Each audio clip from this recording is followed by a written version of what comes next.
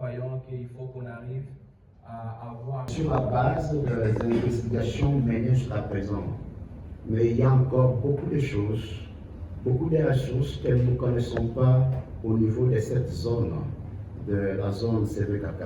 Il y a beaucoup de statistiques en termes de biodiversité, en termes des écosystèmes. Donc, il y a beaucoup de choses qui sont en train d'être investiguées. Par exemple, je vous dis, il n'y a pas longtemps, les connaissances sur les tourbières qui existent dans la zone n'étaient pas vraiment avancées. Ce n'est qu'en 2019 que nous sommes parvenus à pouvoir identifier, caractériser les tourbières qui se trouvent dans la zone. Nous avons un réseau fluvial, deuxième au monde après l'Amazonie, qui nous offre un corridor de désenclavement entre différentes entités décentralisées, mais aussi désenclavement pour les pays de la région. Nous prenons par exemple le fleuve Congo qui s'enlève jusqu'à Kinshasa. Le débit à Kinshasa, c'est environ 41 000 m3. Vous n'en avez pas au monde si ce n'est qu'en Amazonie. Et ici, c'est que ça nous offre une opportunité pour les transports de biens et l'échange de biens et de services entre les communautés. C'est qu'à partir de Kisangani, nous pouvons avoir des grandes embarcations, puisque ça, c'est les tronçons de la première catégorie, des grandes embarcations qui viennent ici jusqu'à Kinshasa. Et à partir même de Kwamut, c'est qu'il y a des embarcations qui peuvent encore connecter la grande région du Kasaï vers Lusambo, vers Ilebo, vers Loubi et qu'on sort dans la province même dans le territoire du chef. Et nous pouvons encore remonter avec Lubangui, aller jusqu'au niveau de la République centrafricaine. Nous pouvons remonter avec Sanga, aller vers Cameroun. Donc ça, c'est une grande opportunité. Mais ce réseau n'est pas vraiment bien exploité. Et lorsqu'il est exploité, c'est vraiment avec beaucoup de risques de perte en vies humaines. Vous-même, vous savez combien d'accidents et incidents que nous avons sur ces couloirs. C'est qu'il y a encore un grand défi qu'il faut relever en termes d'amélioration des moyens de transport par la navigation fluviale sur ces corridors. Le défi en termes d'énergie, c'est que dans toute cette zone-là, vraiment, c'est difficile qu'on puisse trouver même des mini-centrales hydroélectriques.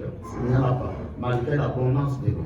Donc ça, c'est un défi. Nous sommes en train de parler de la transformation agro-industrielle. Comment est-ce que nous allons accéder à la transformation agro-industrielle sans énergie? C'est vraiment difficile. L'autre défi, c'est en rapport avec l'agriculture. Voilà, l'agriculture, c'est que pour la plupart des cas, c'est l'agriculture itinérante sur brûlis qui contribue à la déforestation.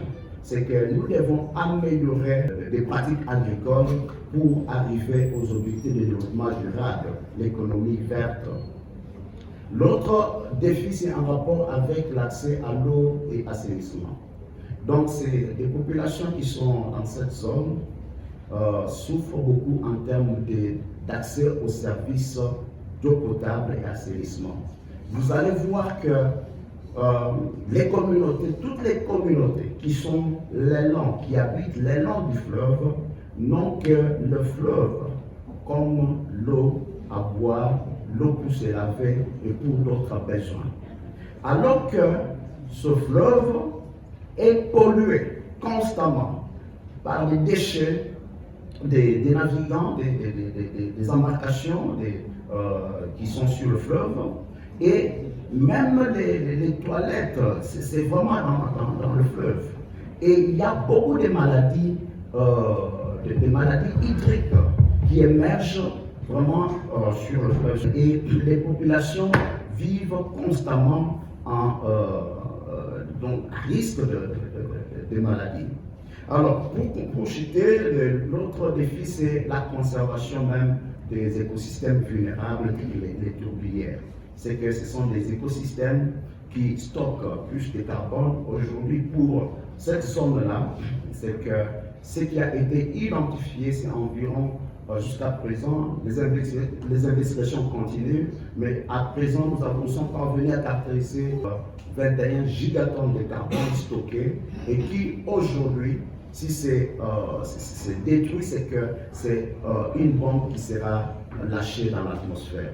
Voilà un peu, en quelques mots, des défis auxquels nous sommes confrontés dans cette zone de CVKK et pour lesquels il faut des efforts, il faut des intelligences, il faut la volonté afin de pouvoir faire face à ces défis.